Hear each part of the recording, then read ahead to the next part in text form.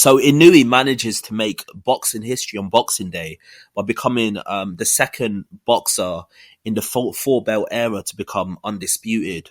But the crux of this is that I think he's the first boxer to become double undisputed in the shortest amount of time. So we all know that he became undisputed when he beat Paul Butler for the WBO title. And I think that was only, that was around a year ago. A year later, he's already become undisputed in his second weight class, which is the super bantamweight division. He beat Stephen Fulton for the WBC and WBO title, and he beat now Tapayez for the IBF and I think it's the WBA title. So within a year time, within 1 year, he's managed to become undisputed within two weight classes. And I think this is unprecedented. I think might be the fastest time period that he's managed to become undisputed. Now, don't get it twisted. Obviously, when Crawford became undisputed, double undisputed, he beat a much better fighter to do it. He beat Errol Spence.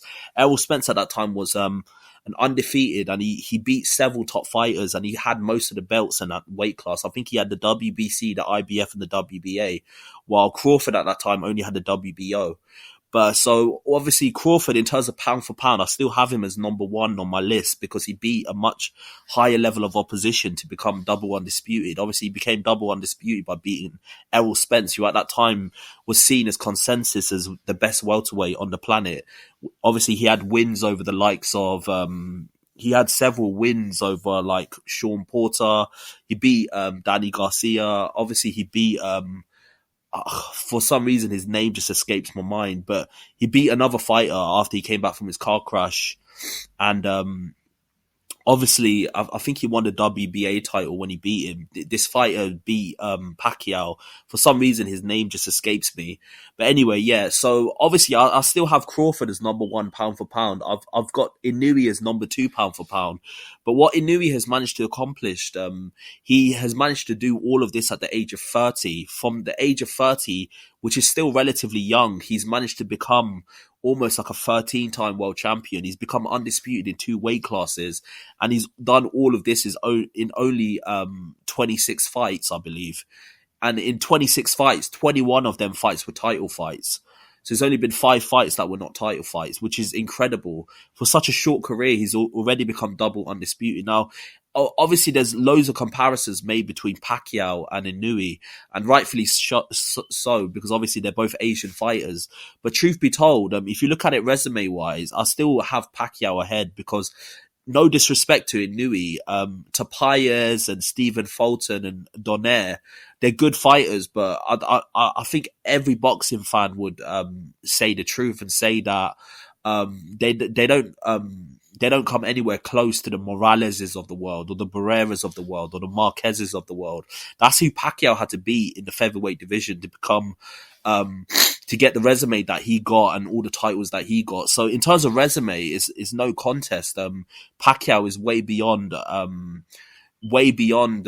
Inoue. But in terms of accomplishment, Pacquiao, as far as I know, was never undisputed, and Inoue became undisputed in two weight classes. And not only that, I don't think Inoue is ever going to go up to the welterweight division and beat the level of opposition that Pacquiao's beaten. So in terms of resume, I don't think Inoue is ever going to come close to Pacquiao.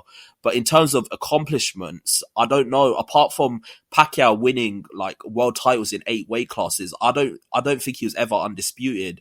If Inoue can become undisputed in a third weight class, I think that's unprecedented. I don't think that's ever happened ever in boxing history. So Inoue's got an opportunity now to, if he can become undisputed in another weight class, I think that will be absolutely incredible. And at that point, already he's an all-time great, but you would have to put him on one of the greatest lower weight Asian fighters of all time. So in terms of the fight itself, what he done against Tapayez, Tapayez was very game, and for some reason, most of the fights that Inoue seems to struggle with, like the Nonito Donairs of the world and Tapayez, for some reason these Filipino fights seem to give him the most trouble, which is ironic because obviously a moment ago we're just comparing him against another Filipino great fighter, which was Manny Pacquiao, and Tapayez game as hell. He literally put it on him. There were several rounds. I think it was the fifth round when they were exchanging punches blow for blow, and for some reason, Tobias was a lot more. He was a lot more of a better opposition to Inoue than Stephen Fulton was. Stephen Fulton was more heralded and was more popular and seen as more of a popular fighter because I think he's obviously because he's American. But Tobias actually gave Inoue a better fight than Fulton did. Fulton gave him was literally outclassed in there against Inoue. Inoue completely made him look pedestrian, and he made such a slick fighter look pedestrian. But Tobias gave Inoue a hell of a fight, and I think the only thing that Tobias had going against him was the fact that he just didn't have the firepower or the punching power to keep him honest. Now, another fight that gave Inoue a hell of a fight was Nonito Donaire, and Nonito Donaire famously broke his eye socket, Inoue's eye socket, and the reason why I think Donaire done so well against Inoue in their first fight was the fact that he had the punching power to get Inoue's respect. But Tobias, despite how gamey he was and how hard he tried, he just didn't have the punching power to get Inoue's respect. And because of that, obviously, he got stopped in the 10th round. So, in my opinion, Inoue is a special fighter. And I don't think Crawford's got long left in his career. I think he's going to retire soon. He's probably going to have one or two more fights in probably light middleweight, maybe. Maybe he'll go up to another weight class and fight another top fighter. But he's going to retire soon. And when that happens, in my opinion, Inoue is undoubtedly number one pound for pound.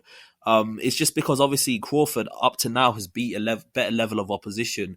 Maybe Canelo, if he beats Benavidez, he'll be on top again. Or maybe if he beats Bivol, he'll be on top again.